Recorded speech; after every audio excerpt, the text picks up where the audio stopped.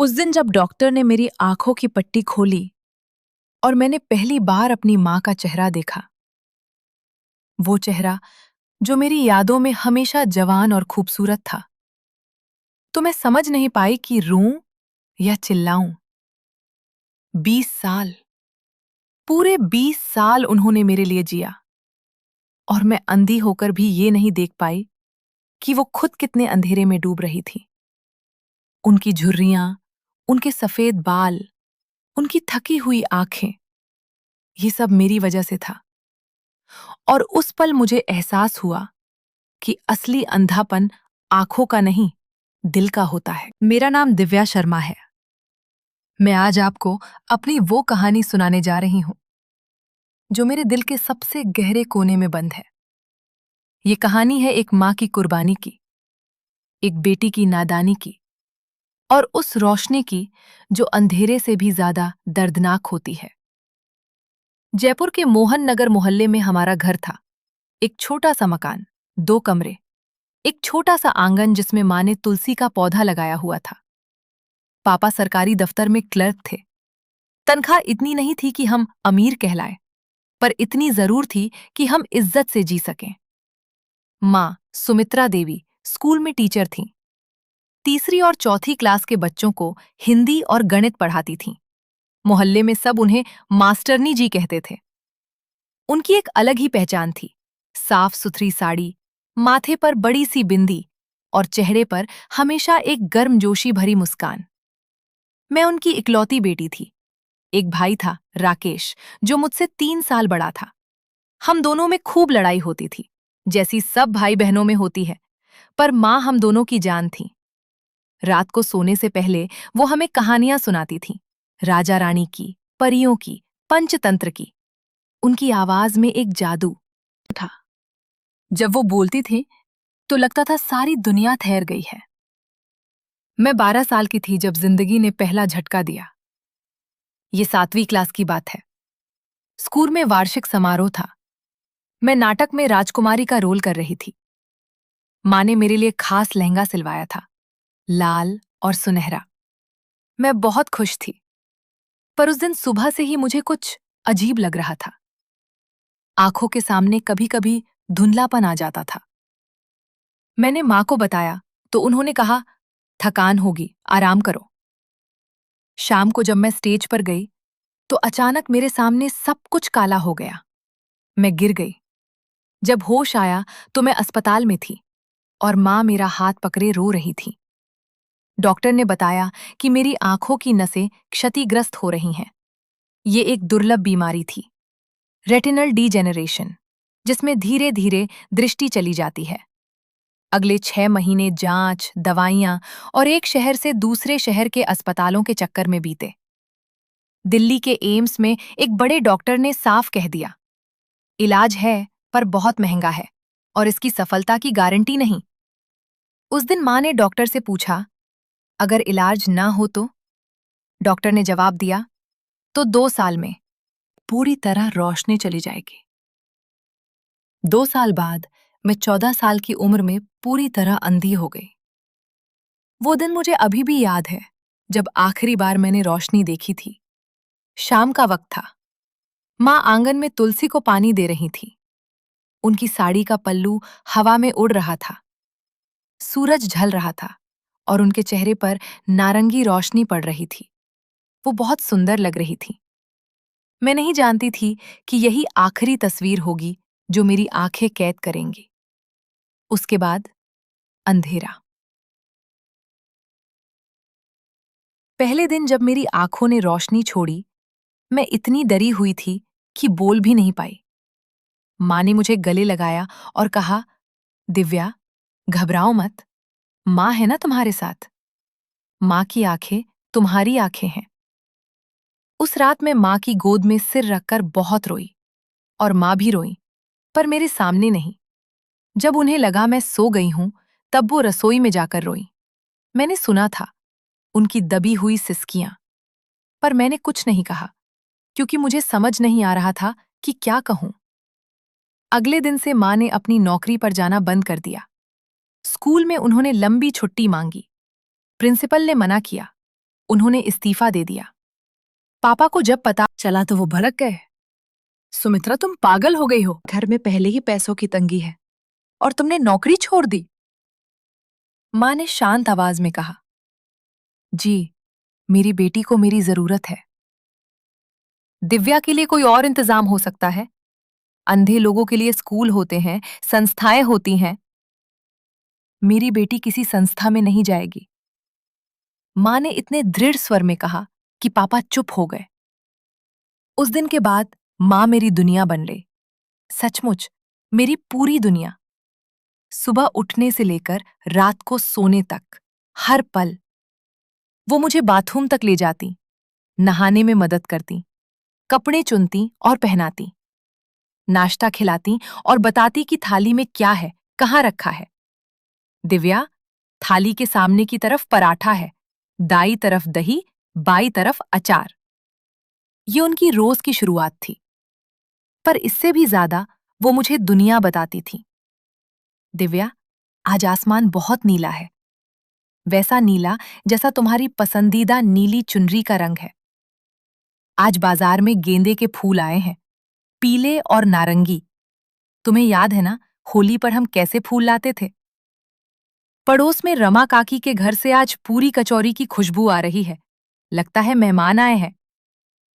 वो ऐसे बोलती थीं जैसे मेरी आंखों को शब्दों में उतार रही हो। उनकी आवाज मेरी रोशनी बन गई थी।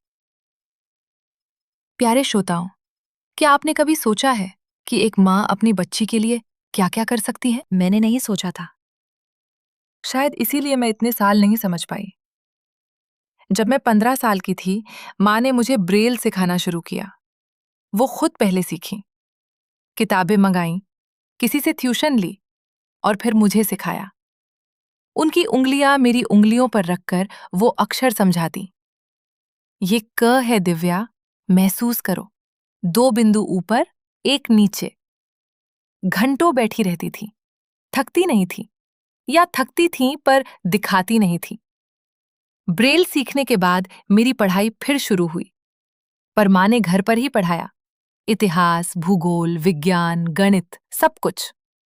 वो टेक्स्ट बुक पढ़कर मुझे बताती थी। रात को जब मैं सो जाती तो वो अगले दिन का पाठ तैयार करती थी। कभी-कभी देर रात तक जागती थी। एक बार मैं 16 साल की थी। रात को मुझे प्यास लगी। मैंने आवाज लगाई, माँ। कोई जवाब नहीं। फिर से आवाज लगाई। तब माँ दौड़ती हुई आई। क्या हुआ दिव्या? माँ, आप कहाँ थीं? बस बाहर बैठी थी। बाद में पड़ोस की चाची ने बताया कि माँ को रात को बहुत रोते देखा था, आंगन में अकेली बैठकर। पर सुबह जब मैं उठती, माँ का चेहरा एकदम साफ होता, मुस्कुराता हुआ। उन्होंने कभी अपना दर्द मुझे नहीं दिखाया। राकेश भैया, मेरे भाई, उस समय दिल्ली में इंजीनियरिंग कर रहे थे। वो साल में 1-2 बार आते। जब आते, माँ उनसे कहती, दिव्या का ख्याल रखना। और जब वो चले जाते, माँ फिर अकेले लड़ती रहती। पापा अपनी नौकरी में डूबे रहते। वो दिव्या से प्यार करते थे, पर उनका तरीका अलग था। वो कभी-कभी घर आकर मेरे सिर पर हाथ रखते और कहते, सब ठीक हो जाएगा। पर ज्यादा वक्त नहीं देते थे। शायद वो नहीं जानते थे कैसे। शायद उन्हें भी डर था। असल में घर चलाने की सारी जिम्मेदारी माँ पर थी।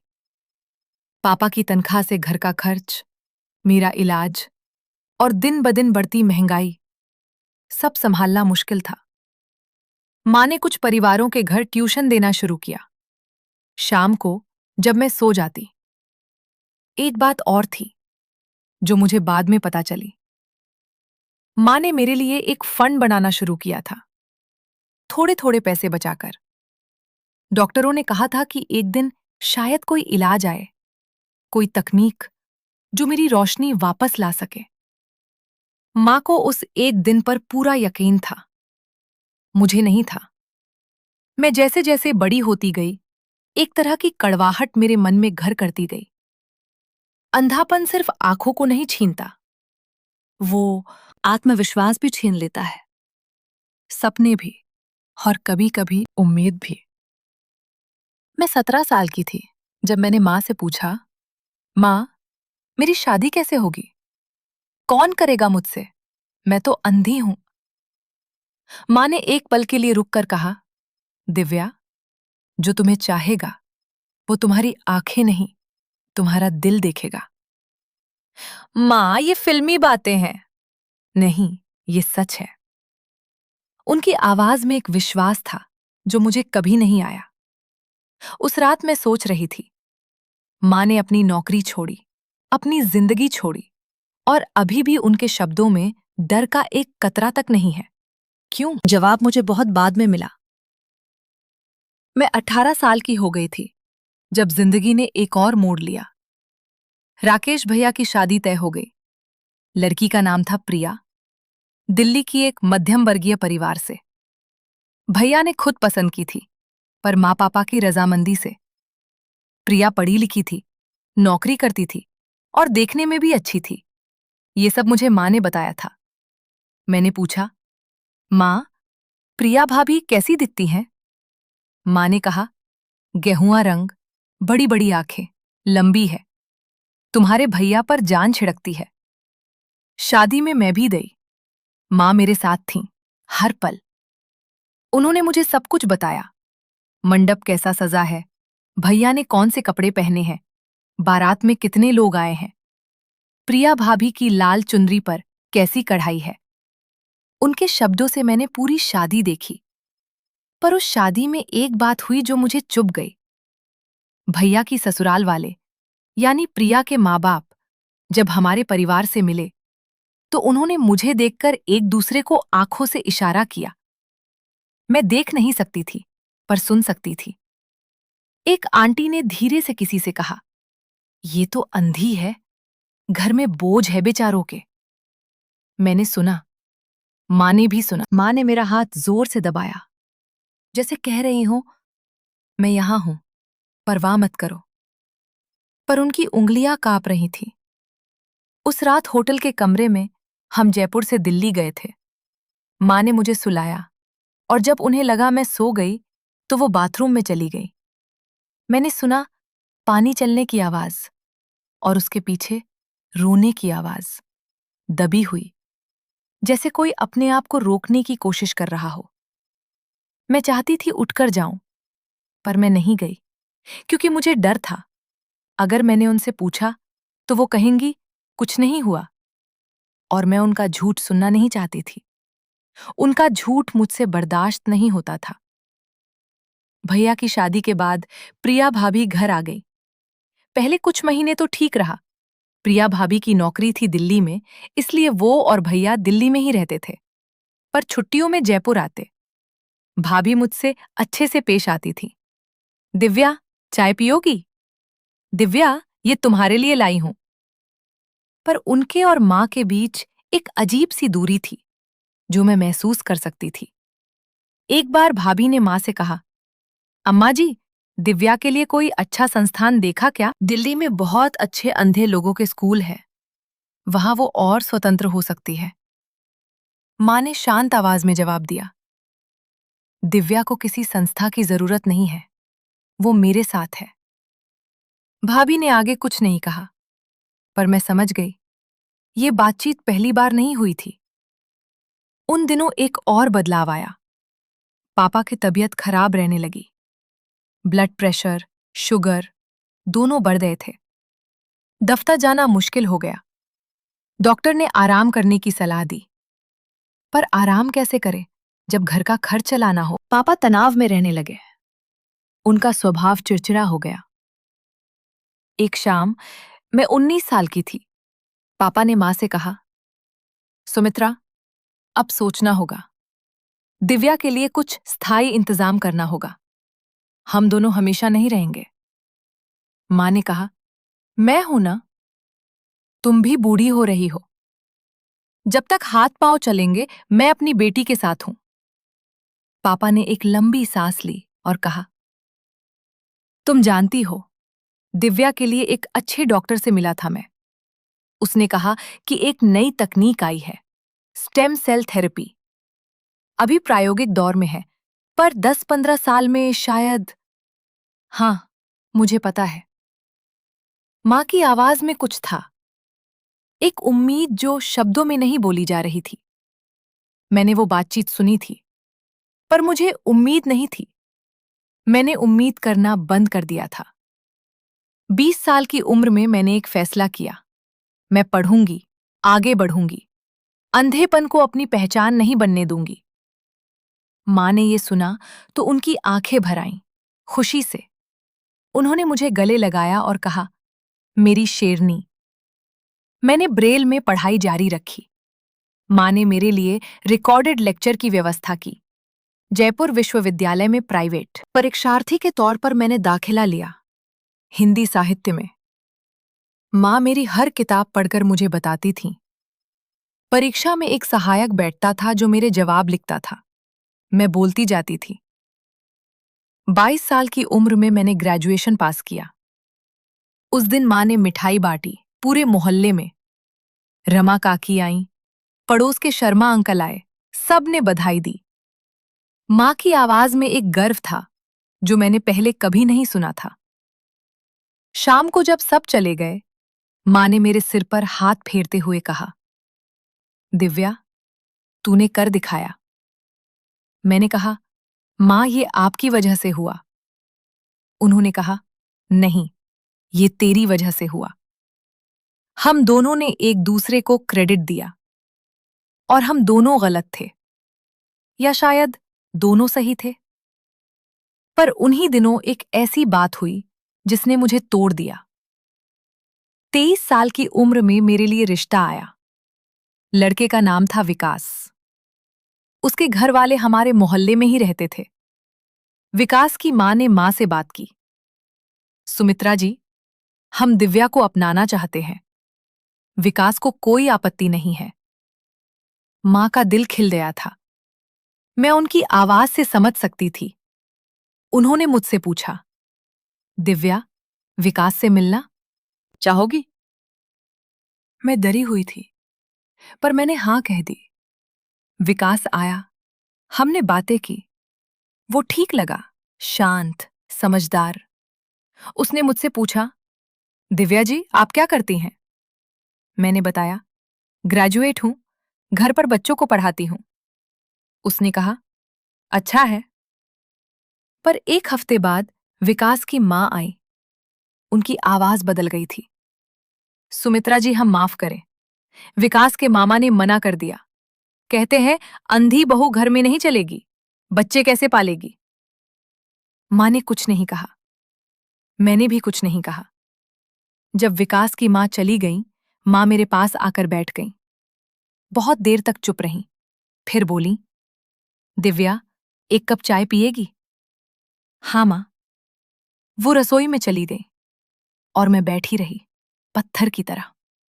मेरे मन में गुस्सा था, दर्द था, अपमान था, पर सबसे ज्यादा था एक सवाल, क्या मेरी जिंदगी बस यही है? क्या मैं हमेशा इसी तरह रिजेक्ट होती रहूंगी? माँ चाय लेकर आई, मेरे हाथ में कप दिया, सही तापमान पर, सही जगह। मैंने पूछा, माँ, क्या मैं कभी शादी कर पाऊंगी? माँ ने कहा, हाँ। इतनी आसानी से कैसे कहती है? क्योंकि मुझे पता है। कैसे पता है? माँ थोड़ी देर चुप रही, फिर बोली, दिव्या, जिस दिन तुम पैदा हुई थी मैंने भगवान से एक ही मांगा था, इसे खुशी दो। भगवान ने मेरी सुनी है, वो आगे भी सुनेंगे। उनकी आवाज कांपती नहीं थी, मैं हैरान थी। प्यारे श्रोताओं, क्या आपने कभी किसी ऐसे इंसान को देखा है जिसका विश्वास पहाड़ जितना मजबूत हो? मेरी माँ वैसी ही थी।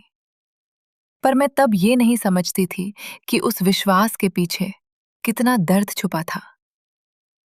24 साल की उम्र में मैंने कुछ और सोचा।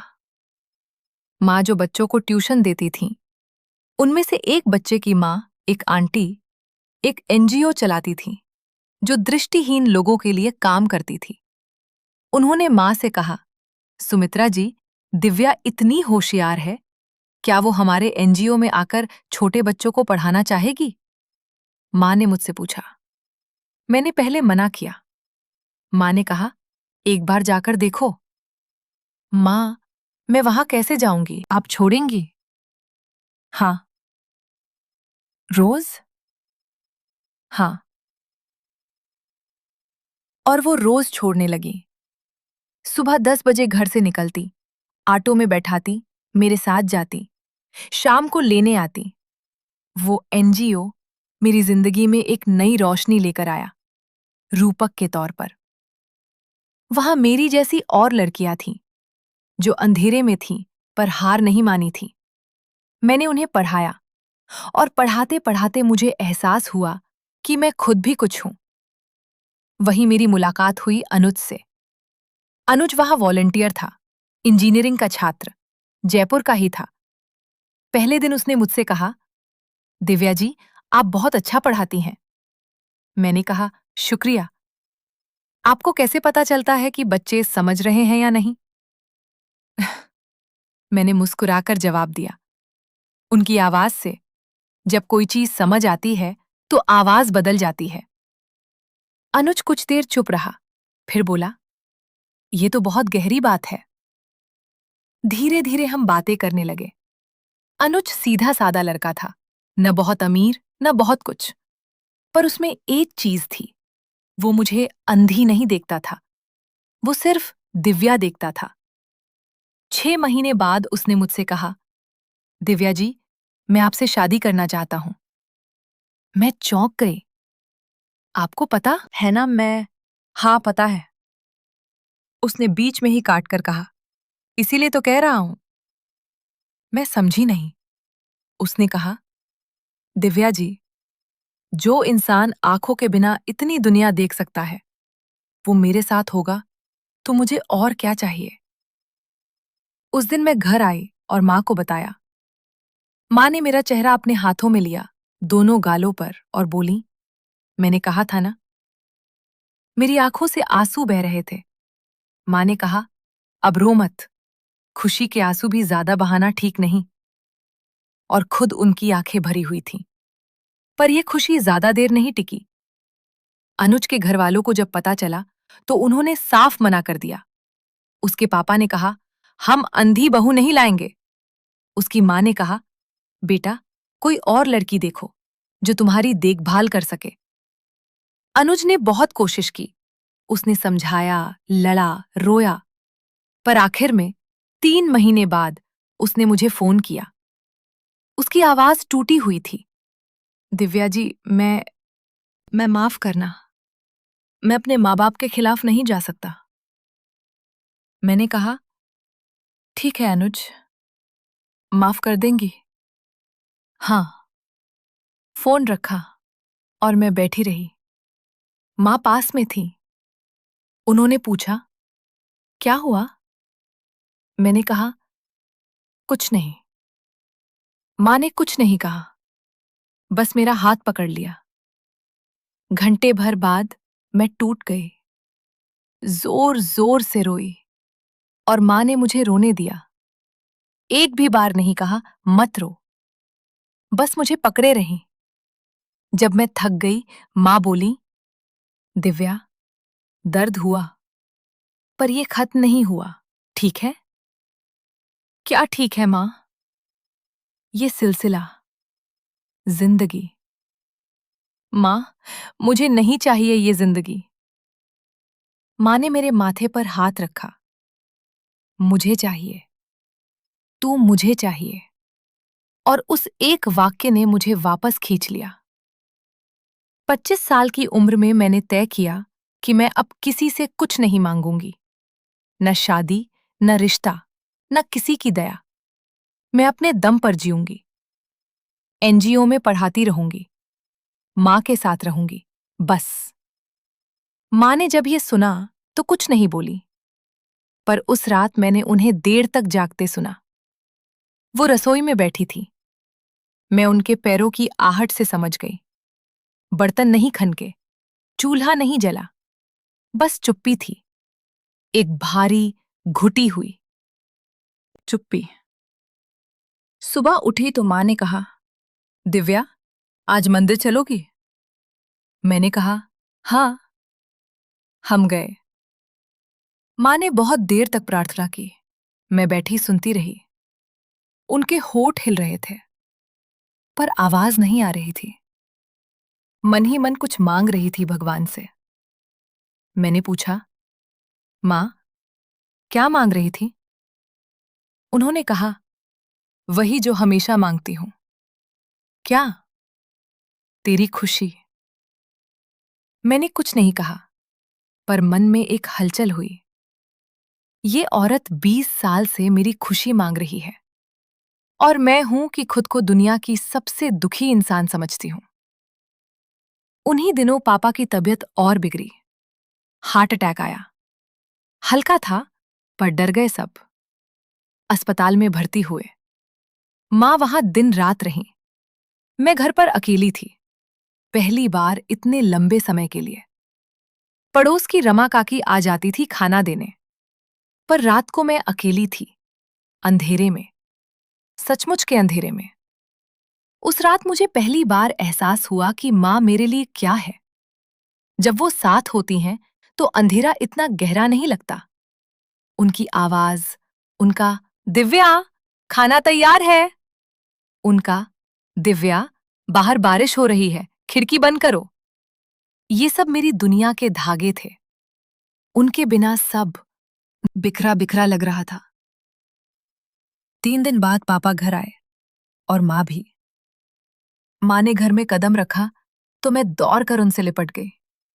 उन्होंने मुझे थाम लिया। माँ, आप थकी हुई हैं? नहीं। माँ, झूठ मत बोलो। वो हंसी, हल्की सी। थोड़ी थकान है, पर अब ठीक है। पापा धीरे धीरे ठीक हुए, पर वो पहले जैसे नहीं रहे। दफ्तर छोड़ना पड़ा, वक्त से पहले रिटायरमेंट। पेंशन मिलती थी, पर वो काफी नहीं थी। माँ ने फिर से ट्यूशन बढ़ाई, सुबह भी, शाम भी। कुछ घरों में जाकर पढ़ाती थी, कुछ बच्चे घर आते थे। एक दिन मैंने माँ से कहा, माँ, मैं भी कुछ कमाना चाहती हूँ। माँ बोली, तू एनजीओ में पढ़ाती है? वो तो बस थोड़ा बहुत मानदेय है। काफी है। नहीं माँ, काफी नहीं है। आप इतना करती हैं, मुझे भी करना है। माँ चुप हो गई। मैंने कहा, माँ, मुझे फोन पर काम मिल सकता है। कोई कंपनी है जो दृष्टिहीन लोगों को घर से काम देती है। Customer care, data entry. Anuj ने एक बार बताया था। माँ ने एक पल सोचा, फिर बोली, ढूंढते हैं। और वो ढूंढने में लग गई। इंटरनेट पर, लोगों से पूछकर, एनजीओ की आंटी से। 3 हफ्ते बाद एक कंपनी मिली जो घर से काम देती थी। टेलीफोन पर सर्वे करना था। मेरा पहला पैसा, 2000 रुपए। माँ ने वो पैसे हाथ में दिए और कहा, रख। मैंने कहा, आधे आपके। नहीं। माँ, नहीं दिव्या। मैंने वो पैसे अपनी मुट्ठी में बंद किए और रोई। पर इस बार खुशी के आंसू थे, थोड़े से। ये सब चल रहा था जब जिंदगी ने एक और करवट ली। राकेश भैया और प्रिया भाभी के बीच झगड़े शुरू हो गए। ये हमें धीरे धीरे पता चला। पहले भाभी की आवाज फोन पर रूखी लगती थी, फिर भैया का दिल्ली से फोन कम होने लगा। फिर एक दिन भैया अचानक जयपुर आए, अकेले। माँ ने पूछा, प्रिया नहीं आई? भैया ने कहा, बाद में आएगी। माँ कुछ नहीं बोली, पर मुझे पता था, वो समझ गई थी। रात को भैया और माँ की बातें हुई। मैं अपने कमरे में थी, पर सुन सकती थी। भैया बोले, माँ, प्रिया कहती है कि मैं दिव्या की जिम्मेदारी उठाने में मदद नहीं करता। माँ ने कहा, दिव्या को किसी की जिम्मेदारी की जरूरत नहीं है। माँ, वो ये भी कहती है कि तुम दिव्या के लिए इतना करती हो कि बाकी सब। राकेश। माँ की आवाज शांत थी, पर उसमें एक रेखा थी जो पार नहीं होती। दिव्या मेरी बेटी है। मैं जो करती हूं वो मेरा फर्ज है। तेरी शादी में कोई दिक्कत है तो उसे यहां मत लाओ। भैया चुप हो गए। मैं अपने कमरे में पली सोचती रही, क्या मैं सबके लिए बोझ हूं? भाभी के लिए, अनुज के घर वालों के लिए, विकास के मामा के लिए, सबके लिए। उस रात मैंने पहली बार सोचा, काश मैं थी ही नहीं। ये ख्याल बहुत देर नहीं रहा, पर आया जरूर। सुबह माँ मेरे पास आई, चाय लेकर बैठ गईं, चुप रहीं। फिर बोली, दिव्या, कल रात तो सोई नहीं। सोई?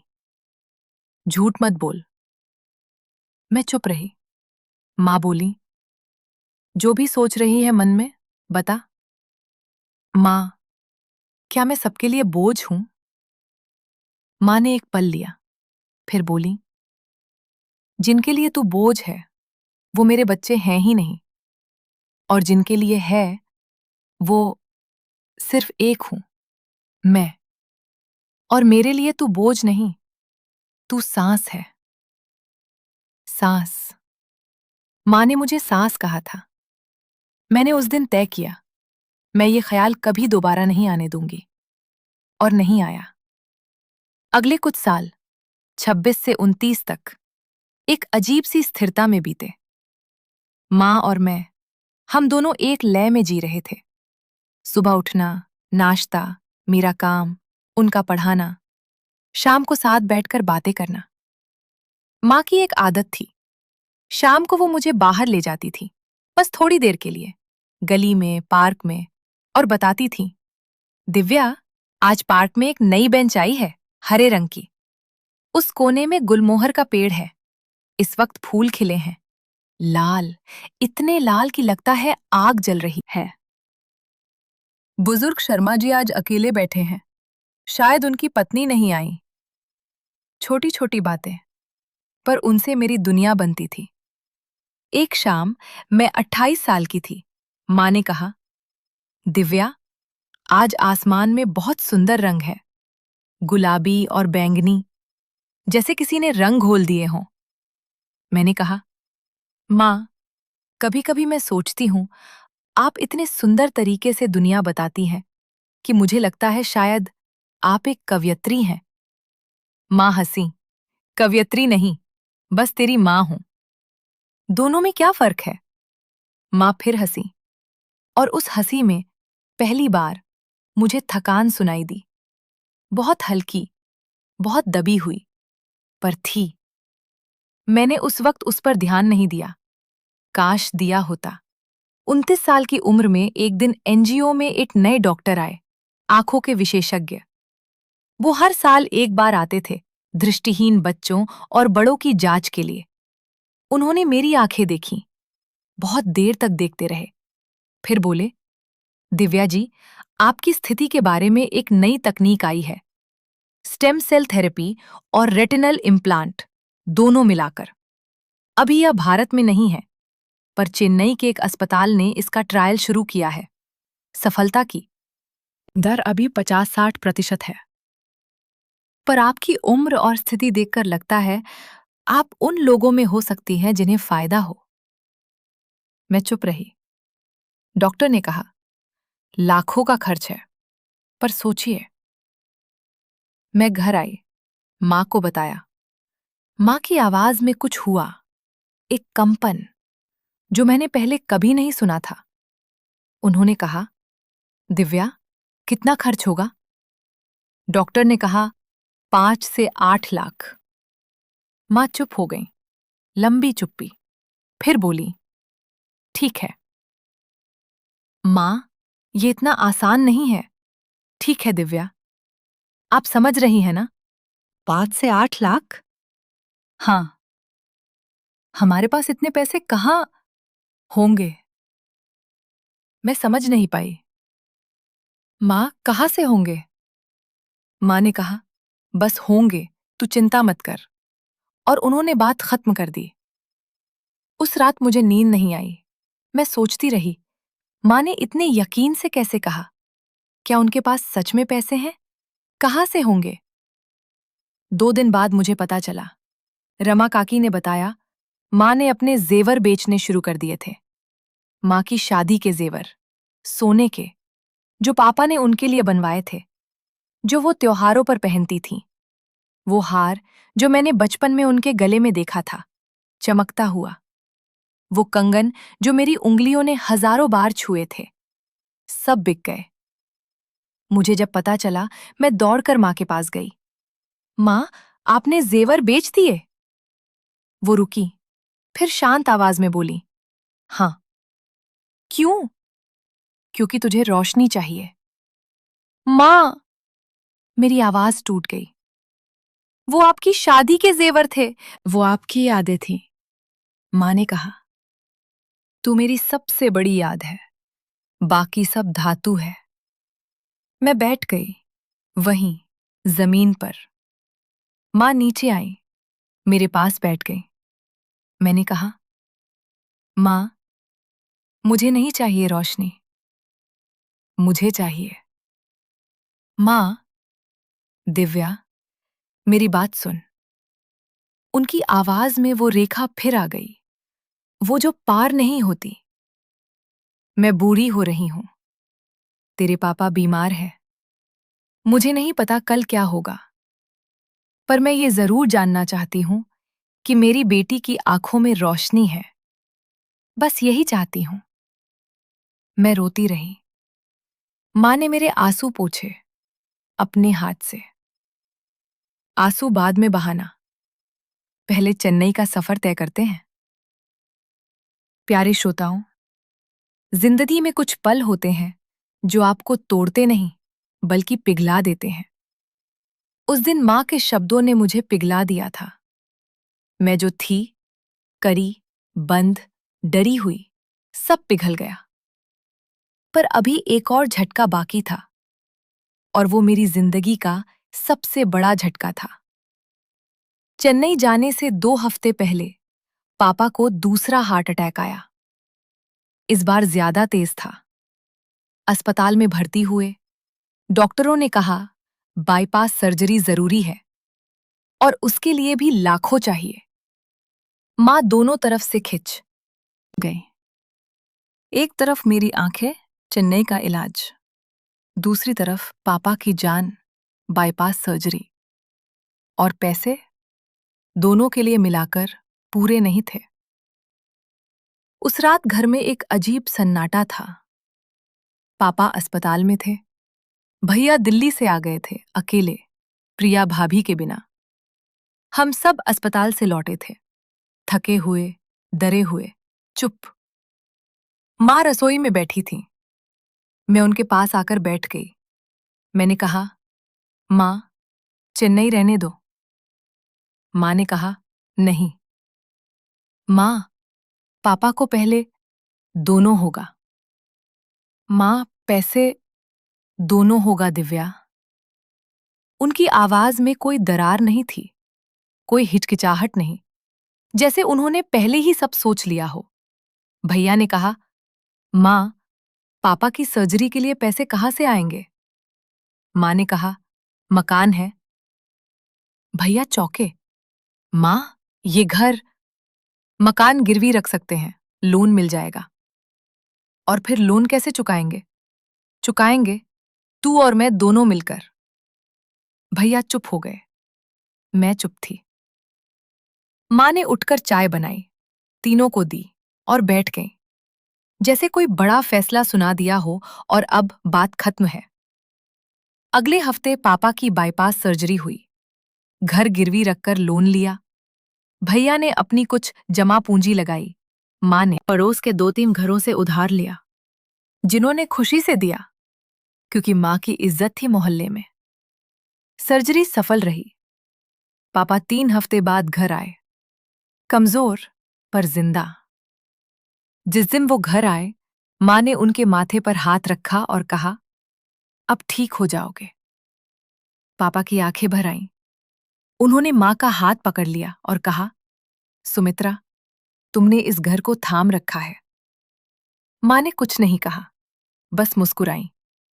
पर उस मुस्कुराहट में मैंने कुछ और सुना।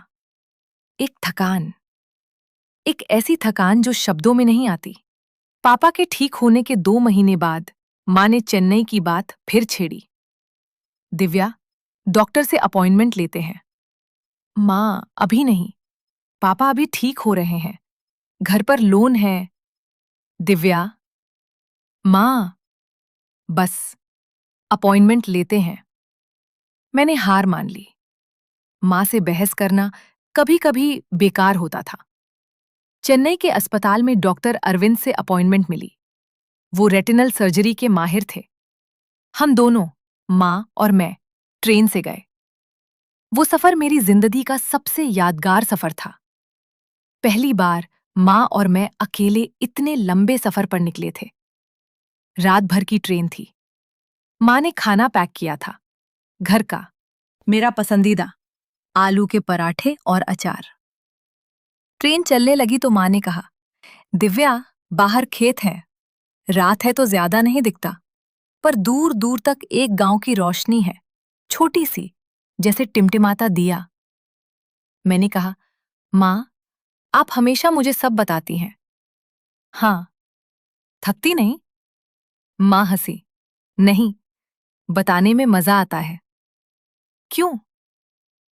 वो थोड़ी देर चुप रही, फिर बोली, क्योंकि जब मैं तुझे बताती हूं तो मैं खुद भी और ध्यान से देखती हूं। तू नहीं होती तो शायद मैं वो टिमटिमाता दिया नोटिस ही नहीं करती। मैंने ये बात अपने दिल में रख ली। चेन्नई में डॉक्टर अरविंद ने मेरी जांच की, बहुत विस्तार से, घंटे भर। फिर बोले, आपकी स्थिति उम्मीद से बेहतर है। रेटिना पूरी तरह नष्ट नहीं हुई। कुछ कोशिकाएं अभी भी जीवित है। नई तकनीक से अगर सब ठीक रहा तो आंशिक दृष्टि वापस आ सकती है। पूरी गारंटी नहीं, पर संभावना अच्छी है। माँ ने पूछा, कितनी अच्छी? डॉक्टर ने कहा, 60 से 70%। माँ ने एक लंबी सांस ली और मेरा हाथ दबाया। मैंने कहा, और जो 40% है उसमें? डॉक्टर ने कहा, उसमें कुछ नहीं बदलेगा, वही रहेगा जो है। मैंने कहा, तो मैं तैयार हूं। माँ ने कहा, हम तैयार हैं। हम दोनों ने एक साथ कहा था, हम, और उस एक शब्द में हमारी पूरी जिंदगी थी। वापसी की ट्रेन में माँ बहुत कम बोली। मैंने महसूस किया वो सोच रही थी। मैंने पूछा, माँ, क्या सोच रही हैं? कुछ नहीं। माँ, वो हंसी, हल्की सी। सोच रही हूं कि जब तू देखेगी, पहली चीज क्या देखना चाहेगी? मैं चुप हो गई। मैंने पहले कभी ये नहीं सोचा था, क्योंकि मैंने उम्मीद ही नहीं रखी थी। माँ, पहले आपको देखूंगी। माँ ने कुछ नहीं कहा, पर उनका हाथ कांपा, हल्का सा। घर वापस आकर पैसों का इंतजाम शुरू हुआ। यह आसान नहीं था। सर्जरी का खर्च 7 लाख रुपए। घर पर पहले से लोन था, पापा की पेंशन थी, पर वो काफी नहीं थी। माँ ने एक काम किया जो मुझे बाद में पता चला। उन्होंने एक छोटी सी डायरी निकाली जो उन्होंने 15 साल से रखी थी।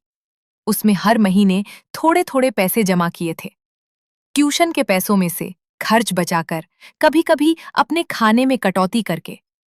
15 साल में उन्होंने 2,30,000 रुपए जमा किए थे। रमा काकी ने मुझे वो डायरी दिखाई। बाद में, जब माँ को पता नहीं था। उस डायरी के पहले पन्ने पर लिखा था, दिव्या की रोशनी के लिए। 15 साल पहले लिखा था, जब मुझे अभी अभी अंधापन आया था। जब डॉक्टरों ने कहा था, एक दिन शायद कोई इलाज आए।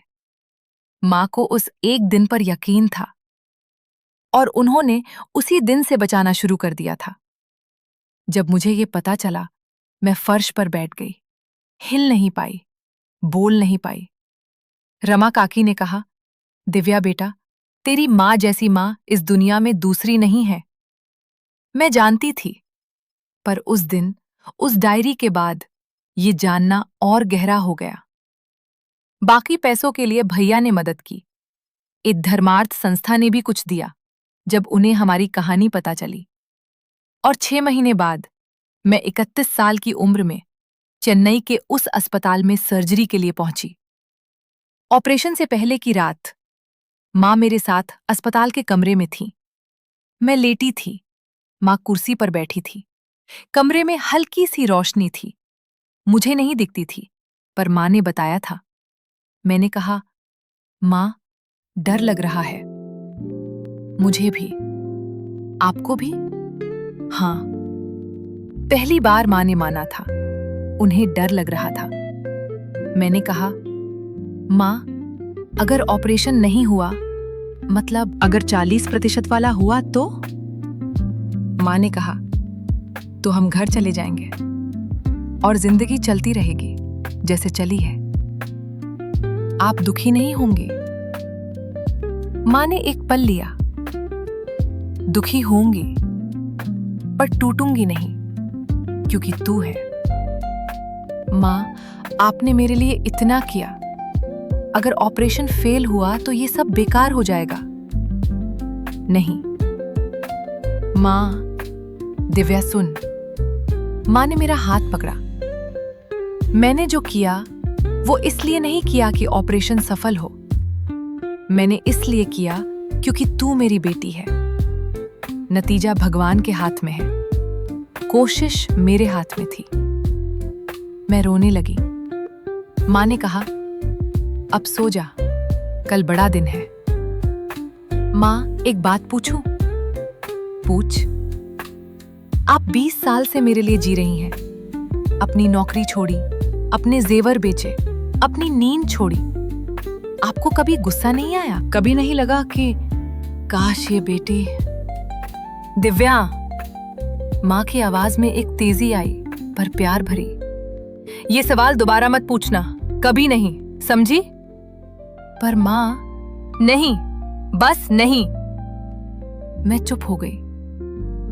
माँ ने मेरे माथे पर हाथ रखा और एक पुरानी लोरी गुनगुनाने लगी, वही जो बचपन में सुनाती थी। मैं उसे भूल गई थी, पर जैसे ही उन्होंने गाया, वो धुन कहीं गहरे से वापस आ गई। मैं उस लोरी को सुनते सुनते सो गई। सुबह ऑपरेशन हुआ। 5 घंटे। माँ बाहर बैठी रहीं, पूरे 5 घंटे। भैया ने बाद में बताया कि उन्होंने एक बार भी पानी नहीं पिया, बस बैठी रहीं, हाथ जोड़े। जब मुझे ऑपरेशन थिएटर से बाहर लाया गया, आंखों पर पट्टी थी। माँ ने मेरा हाथ पकड़ लिया। मैंने महसूस किया, उनके हाथ ठंडे थे। डॉक्टर ने कहा, ऑपरेशन अच्छा हुआ, अब 3 हफ्ते इंतजार करना होगा। पट्टी खुलेगी तब पता चलेगा। 3 हफ्ते। वो 3 हफ्ते मेरी जिंदगी के सबसे लंबे हफ्ते थे। हम चेन्नई में ही रहे, एक छोटे से किराए के कमरे में। माँ ने खाना बनाया, गैस के छोटे से चूल्हे पर, मेरी देखभाल की। और हर रात सोने से पहले मुझे दुनिया बताती रही। दिव्या, आज चेन्नई की सड़क पर एक बच्चा था, नंगे पांव, पर उसके हाथ में आम की कुल्फी थी और वो ऐसे खा रहा था जैसे दुनिया की सबसे बड़ी खुशी मिल गई हो। दिव्या, यहां समुद्र पास है, हवा में नमक है। कभी कभी रात को लहरों की आवाज आती है। सुन रही हो? मैं सुन रही थी। उन 3 हफ्तों में एक रात मुझे नींद नहीं आ रही थी। मैंने माँ की सांसें सुनी।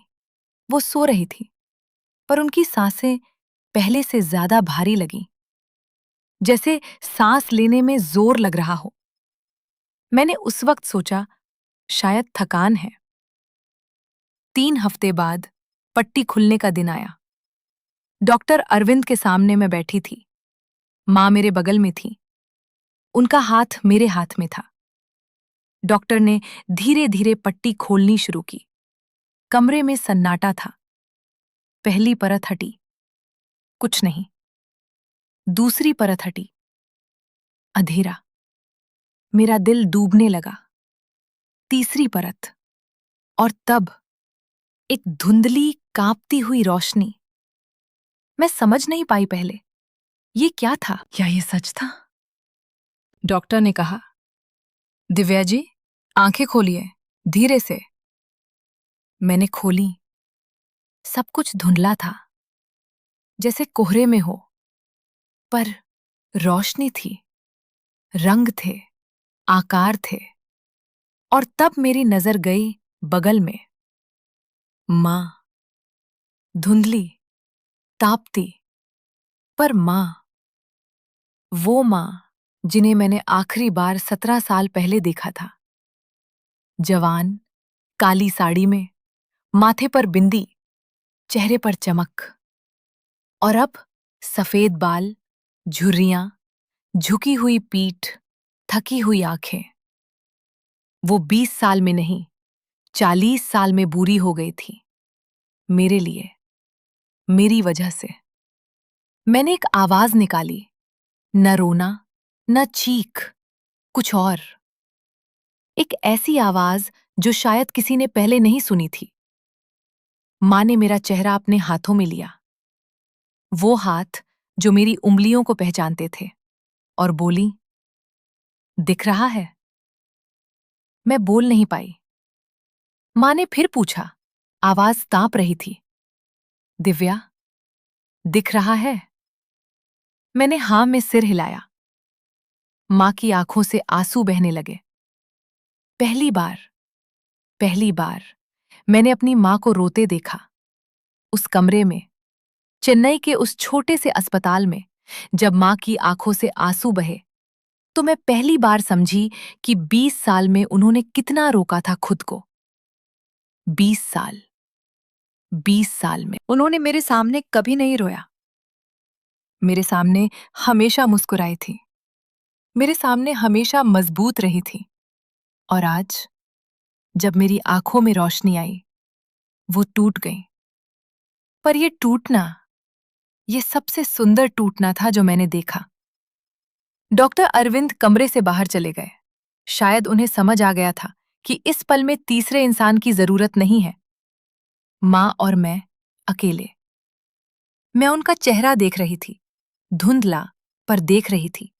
झुर्री झुर्री, सफेद बाल जो कभी काले रहे होंगे, आंखें जो थकी थीं, पर अभी उनमें एक रोशनी थी जो शायद पहले भी थी, पर मैंने नहीं देखी थी। मैंने कांपते हाथों से उनका चेहरा छुआ, अपनी उंगलियों से। वही उंगलियां जो बरसों से उनके हाथों को पहचानती थीं, आज उनके गाल को छू रही थीं। माँ ने आंखें बंद कर ली। मैंने कहा, माँ। वो बोल नहीं पाई। माँ, आप इतनी बूढ़ी कब हो गईं? ये सवाल मैंने जानबूझकर नहीं पूछा था, वो बस निकल गया। और निकलते ही मुझे एहसास हुआ कि ये कितना कच्चा सवाल था, कितना सच्चा। माँ ने आंखें खोली और मुस्कुराई। वही पुरानी मुस्कुराहट जो मैंने 17 साल पहले देखी थी। झुर्रियों के बीच वही मुस्कुराहट। बोली, तू देख रही है? यही काफी है। मैं फिर रोने लगी। माँ ने कहा, अब रो मत, अभी तो देखना है बहुत कुछ। और उन्होंने खिड़की की तरफ इशारा किया। मैंने मुड़कर देखा। खिड़की के बाहर चेन्नई का आसमान था, नीला, गहरा नीला, और उसमें सफेद बादल धीरे धीरे बहते हुए। मैं देखती रही, बस देखती रही। माँ ने कहा, कैसा दिखता है? मैंने कहा, आपसे भी सुंदर नहीं। माँ हंसी, और इस बार उनकी हंसी में कोई थकान नहीं थी। अगले कुछ दिन अस्पताल में बीते। आंखें धीरे धीरे साफ होती जा रही थी, धुंधलापन कम हो रहा था। डॉक्टर ने कहा, पूरी तरह ठीक होने में कुछ हफ्ते लगेंगे। रोशनी आ गई है, पर आंखों को दुनिया को फिर से पहचानना होगा। जैसे एक बच्चा पैदा होकर धीरे धीरे देखना सीखता है, मैं फिर से देखना सीख रही थी। उन दिनों माँ एक काम करती थी, वो मुझे चीजें दिखाती थी। दिव्या, ये गुलाब है, लाल। देख, पंखुड़ियां कैसे मुड़ी हैं। दिव्या, ये नर्स है, नीली वर्दी में। देख, उसके बाल कैसे बंधे हैं। दिव्या, बाहर एक बच्चा है, वो तुझे देख रहा है। मैंने उस बच्चे को देखा, छोटा, काला, बड़ी बड़ी आंखें। वो मुझे देखकर मुस्कुराया। मैं भी मुस्कुराई। माँ ने कहा, देखा, पहली मुस्कुराहट जो तूने देखी। वो पल मेरी जिंदगी में सोने की स्याही से लिखा हुआ है। 2 हफ्ते बाद हम जयपुर वापस आए। ट्रेन में इस बार मैं बाहर देख सकती थी। खेत, पेड़, आसमान, गांव, सड़कें। माँ बगल में बैठी थी, चुप। मैंने कहा, माँ, अब आपको बताने की जरूरत नहीं। माँ ने कहा, मुझे पता है। कैसा लग रहा है? माँ ने एक पल सोचा, फिर बोली, अजीब। अजीब? 20 साल से बताने की आदत पड़ गई थी।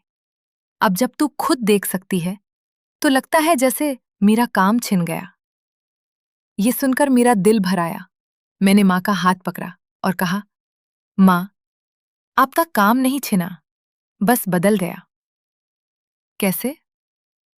पहले आप मुझे दुनिया दिखाती थी, अब मैं आपको दिखाऊंगी। माँ ने मेरा हाथ दबाया और खिड़की की तरफ देखने लगी। जयपुर स्टेशन पर जब ट्रेन रुकी, पापा आए थे लेने। भैया भी थे। पापा को देखा मैंने पहली बार। वो बूढ़े हो गए थे, कमजोर, पर उनकी आंखों में जब मुझे देखा, एक चमक आई। मैंने कहा, पापा। वो आगे आए, मुझे गले लगाया और रोए, बिना किसी शर्म के। पापा जो कभी नहीं रोते थे। भैया ने भी गले लगाया, कहा, दिव्या, तू देख सकती है। जैसे यकीन नहीं आ रहा था। हम घर आए। घर। मैंने पहली बार अपना घर देखा, सचमुच देखा। छोटा था, पर सुंदर था। आंगन में तुलसी का पौधा माँ ने लगाया था, हरा, ताजा। 2 कमरे, एक रसोई, एक बरामदा। दीवारों पर पुरानी तस्वीरें। एक तस्वीर में माँ और पापा शादी की। माँ जवान थी उसमें, लाल साड़ी, चेहरे पर वो मुस्कुराहट। एक तस्वीर में मैं, छोटी, शायद 5 साल की, माँ की गोद में। मैं देखती रही, एक एक तस्वीर। माँ बगल में खड़ी थी। मैंने कहा, माँ, आप इस तस्वीर में बहुत सुंदर हैं। माँ बोली, वो 20 साल पहले की बात है। अभी भी हैं। माँ ने कुछ नहीं कहा, पर उनके चेहरे पर एक रंग आया, जो शायद शर्म था, या खुशी, या दोनों। उन दिनों घर में एक अजीब सी खुशी थी। पर उसी खुशी के बीच मैंने एक चीज नोटिस की। माँ थकी रहती थी। पहले भी थकती थीं, पर छुपाती थीं। अब शायद उन्हें लगा कि अब छुपाने की जरूरत नहीं। अब मैं देख सकती हूं, तो वो छुपाना भूल गईं। या शायद अब छुपा नहीं पा रही थी। सुबह उठने में देर लगती थी। सीढ़ियां चढ़ने में सांस फूलती थी। खाना बनाते बनाते बैठ जाती थी। एक दिन मैंने देखा, माँ रसोई में खड़ी थी, हाथ में कलाही थी, और अचानक उनका हाथ कांपा। कड़ाही झुकी, तेल गिरने वाला था। मैं दौड़ी, कड़ाही थाम ली। माँ ने मेरी तरफ देखा, हैरान। मैंने कहा, माँ, बैठिए। वो बैठ गई। पहली बार बिना बहस किए। मैंने खाना बनाया, पहली बार, अकेले, देखकर। वो दाल थी, साधारण। पर जब मैंने माँ को परोसी, तो उन्होंने एक चम्मच लिया और कहा, अच्छी बनी है। मैंने कहा, आपसे सीखी हूं। माँ हंसी।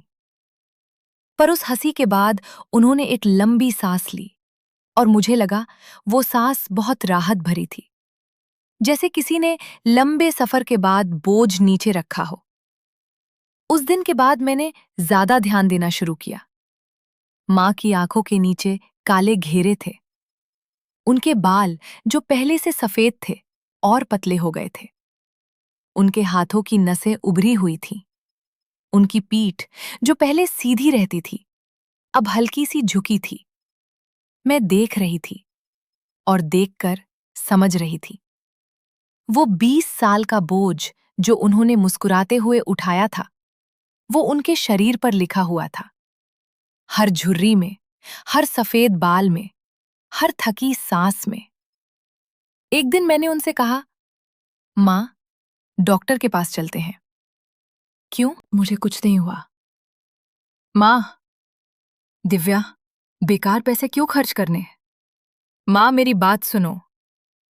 माँ ने मेरी तरफ देखा और शायद उन्हें कुछ दिखा मेरी आंखों में, क्योंकि वो चुप हो गईं।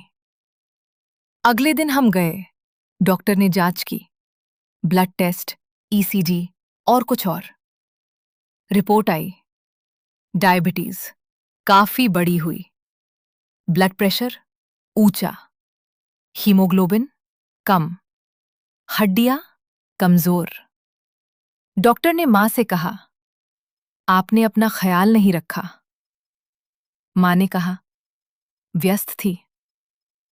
डॉक्टर ने मेरी तरफ देखा, इन्हें आराम चाहिए, दवाइयां चाहिए और खाने का ख्याल। मैंने कहा, होगा। घर आकर मैं चुप बैठ गई। मां ने पूछा, क्या सोच रही है? मैंने कहा, मां, आपने इतने साल मेरा ख्याल रखा और खुद का नहीं रखा। मां ने कहा, तू थी तो ख्याल रखने की जरूरत नहीं लगी। ये गलत था। शायद वो पहली बार माने। प्यारे श्रोताओं, क्या कभी आपने सोचा है कि जो लोग हमारा सबसे ज्यादा ख्याल रखते हैं, हम उनका सबसे कम ख्याल रखते हैं? मैंने नहीं सोचा था, और जब सोचा तब बहुत देर हो चुकी थी। पूरी तरह नहीं, पर थोड़ी। उस दिन के बाद मैंने जिम्मेदारी उठाई। सुबह उठकर माँ की दवाइयाँ निकालती, नाश्ता बनाती, उनके खाने में शुगर कम करती, शाम को साथ टहलने जाती। माँ पहले पहले बहस करती थी, दिव्या, मुझे नहीं चाहिए ये सब। मैं कहती, माँ बस करो, मेरी बात मानो। वो हंसती थी, अरे ये मेरी बेटी है या मेरी माँ? मैं कहती, दोनों। और वो मान जाती थी। धीरे धीरे माँ की तबीयत सुधरने लगी, दवाइयों से, आराम से, और शायद इस बात से कि अब कोई था जो उनका ख्याल रख रहा था। एक शाम हम पार्क में बैठे थे, सूरज ढल रहा था। माँ ने कहा, दिव्या, आसमान देख। मैंने देखा, नारंगी और गुलाबी, बिल्कुल वैसा जैसा माँ ने बरसों पहले बताया था। मैंने कहा, माँ, आपने एक बार कहा था गुलाबी और बैंगनी, जैसे किसी ने रंग घोल दिए हों।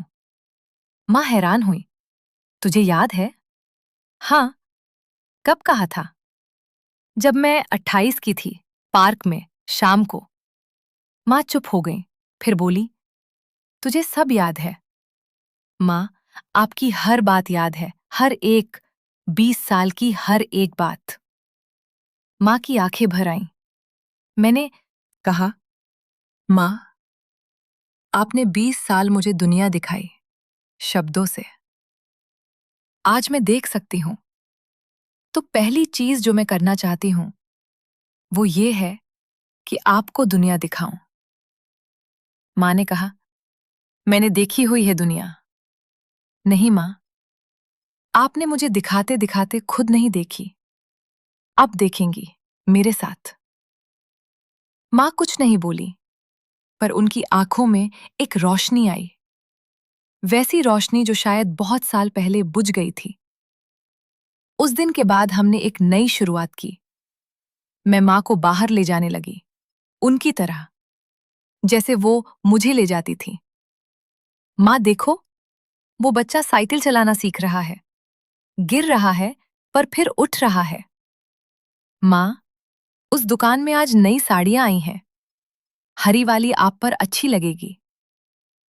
माँ, आज चांद बहुत बड़ा है, देखो। माँ देखती थी और मुस्कुराती थी।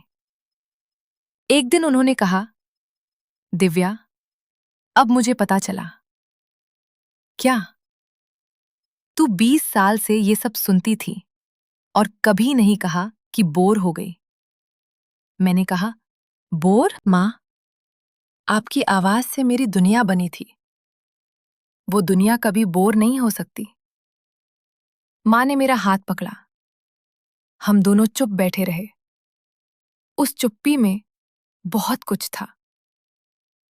20 साल का दर्द, 20 साल की कुर्बानी, 20 साल का प्यार, सब उस चुप्पी में था। फिर एक बड़ी बात हुई। भैया और प्रिया भाभी का तलाक हो गया। ये खबर जब आई, घर में एक उदासी छा गई। पापा को बहुत धक्का लगा। माँ चुप रही, पर मैं देख सकती थी उनके चेहरे पर दर्द। भैया जयपुर वापस आ गए। घर में अब हम 4 थे, पापा, माँ, भैया और मैं। भैया टूटे हुए थे, पर माँ ने उन्हें भी थाम लिया, जैसे हमेशा थामती थी। एक रात भैया ने माँ से कहा, माँ, मुझे माफ करो। किस बात के लिए? मैं दिव्या के लिए कुछ नहीं किया।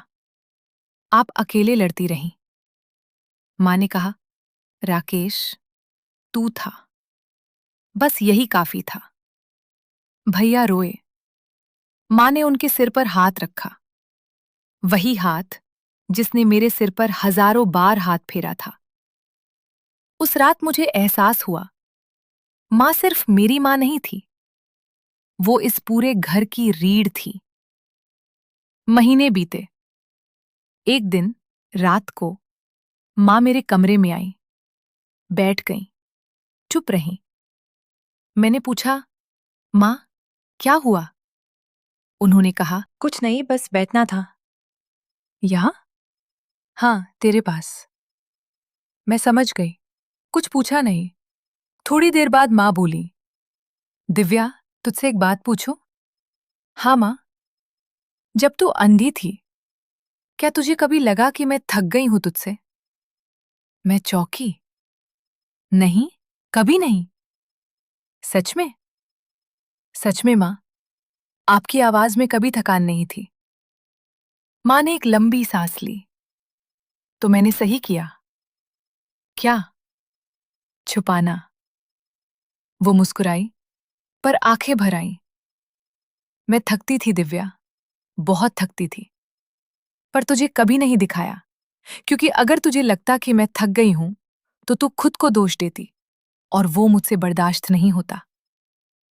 मैं उठी, माँ के पास गई, उनके गले लग गई, और पहली बार मैंने उनके कंधे पर सिर रखकर नहीं, बल्कि उन्हें अपने कंधे पर लेकर रोई। माँ रोई, खुलकर, बिना रोके, बिना छुपाए।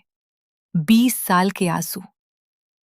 उस रात जब हम दोनों थककर चुप हुए, माँ ने कहा, दिव्या, अब मुझे डर नहीं लगता। किस बात का डर? कि मेरे जाने के बाद तेरा क्या होगा? मेरा दिल एक पल के लिए रुका। माँ, आप कहीं नहीं जा रही। जाना तो सबको है, उन्होंने सादगी से कहा, पर अब जानती हूं कि तू ठीक रहेगी।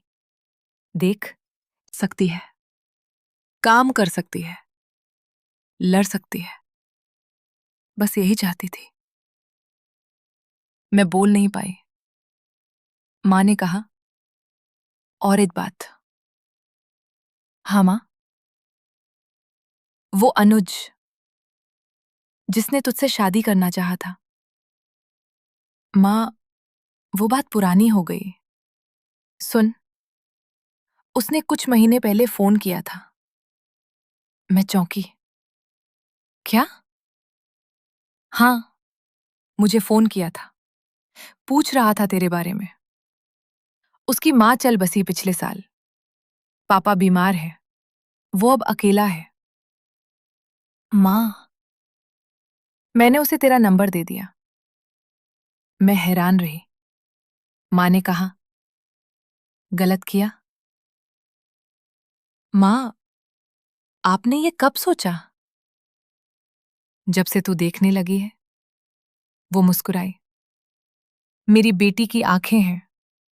अब उसे सब कुछ चाहिए, एक घर, एक साथी, एक जिंदगी। उस रात माँ वापस अपने कमरे में चली गई और मैं बैठी रही, सोचती रही। 3 दिन बाद अनुज का फोन आया।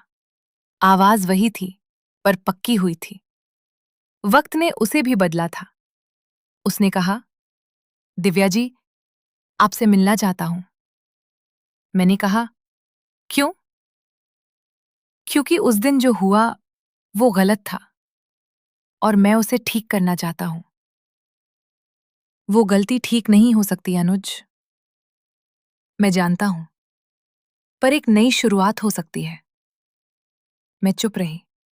उसने कहा, दिव्या जी, मैंने सुना आपकी आंखें ठीक हो गई हैं। हाँ। पहले क्या देखा? मुझे माँ का चेहरा याद आया। मैंने कहा, अपनी माँ को। अनुज कुछ देर चुप रहा, फिर बोला, खुशकिस्मत हैं आप। मैं समझ गई, उसकी माँ चली गई थी। मैंने कहा, मिलते हैं। हम मिले। वो वही था, सीधा, शांत, पर आंखों में एक गहराई आ गई थी जो पहले नहीं थी, दर्द की गहराई। हमने बातें की, घंटों, पुरानी बातें, नई बातें। उसने कहा, दिव्या जी, उस दिन मैंने जो किया, मैं अपने आप को कभी माफ नहीं कर पाया। मैंने कहा, मैंने माफ कर दिया था उसी दिन। सच में? हाँ, क्योंकि माँ ने सिखाया था, जो माफ नहीं कर सकते, वो आगे नहीं बढ़ सकते। अनुज ने मेरी तरफ देखा। मैंने पहली बार उसे देखा, सचमुच देखा, आंखों से। और जो दिखा, वो बुरा नहीं था। माँ को जब बताया, वो मुस्कुराई। माँ, आप बहुत चालाक हैं। नहीं, बस माँ हूं। 6 महीने बाद अनुज और मेरी सगाई हुई। उस दिन माँ ने साड़ी पहनी, हरी, वही जो मैंने उस दुकान में देखी थी। मैंने खरीदी थी उनके लिए। उन्होंने पहनी और पहली बार बहुत दिनों बाद वो सजी धजी लगी। मैंने उनका चेहरा देखा, झुर्रियां थी, सफेद बाल, थकान थी, पर उन आंखों में एक रोशनी थी। वही रोशनी जो उन्होंने 20 साल मुझे दी थी। अब वो उनकी आंखों में वापस आ गई थी। मैंने उनके माथे पर हाथ रखा। उन्होंने कहा, क्या हुआ? मैंने कहा, माँ, आप सुंदर हैं। माँ ने कहा, बस कर। सच कह रही हूं। वो हंसी, और उस हंसी में कोई थकान नहीं थी। प्यारे श्रोताओं, जिंदगी में कुछ लोग होते हैं जो हमारी रोशनी बन जाते हैं, बिना कुछ मांगे, बिना कुछ कहे। मेरी माँ वैसी ही थी। उन्होंने 20 साल अंधेरे में मेरा हाथ थामा, और जब रोशनी आई तो पहली बात जो मैंने देखी वो उनका चेहरा था। वो चेहरा जो मेरी यादों में जवान था, वो चेहरा जो 20 साल में बूढ़ा हो गया था, पर वो चेहरा जो इस दुनिया का सबसे सुंदर चेहरा था। आज मेरी शादी को 2 साल हो गए हैं। अनुज अच्छे इंसान हैं, माँ ने सही चुना था। माँ हमारे साथ है, पापा भी, हम सब एक साथ हैं। कभी कभी शाम को हम सब पार्क जाते हैं, माँ और मैं साथ बैठते हैं, और कभी कभी पुरानी आदत से मैं उन्हें बताती हूँ, माँ देखो, आसमान में आज बादल है, रूई जैसे। माँ देखती हैं और मुस्कुराती हैं, और मैं सोचती हूँ, ये मुस्कुराहट देखने के लिए काश मेरी आंखें और पहले ठीक हुई होती। पर शायद सब कुछ सही वक्त पर होता है। माँ ने एक बार कहा था, कोशिश मेरे हाथ में थी, नतीजा भगवान के हाथ में। भगवान ने सही नतीजा दिया, पर असली नतीजा वो नहीं था जो मेरी आंखों को मिला। असली नतीजा वो था जो मेरे दिल को मिला। ये एहसास कि माँ की आवाज ही रोशनी थी, हमेशा, और रहेगी हमेशा। ये कहानी यहाँ खत्म नहीं होती। ये कहानी हर उस बेटी की है जिसने कभी अपनी माँ की कुर्बानी को समझा नहीं। और हर उस माँ की है जिसने बिना कहे, बिना मांगे सब कुछ दे दिया। अगर आपकी माँ आज भी आपके साथ है, तो एक बार उनका हाथ पकड़िए, एक बार उनका चेहरा देखिए ध्यान से। उन झुर्रियों में, उन सफेद बालों में आपकी जिंदगी लिखी हुई है। क्या आपके साथ भी ऐसा हुआ है कि माँ ने आपके लिए कुछ किया जो आप समझ नहीं पाए? हमें ज़रूर बताइए।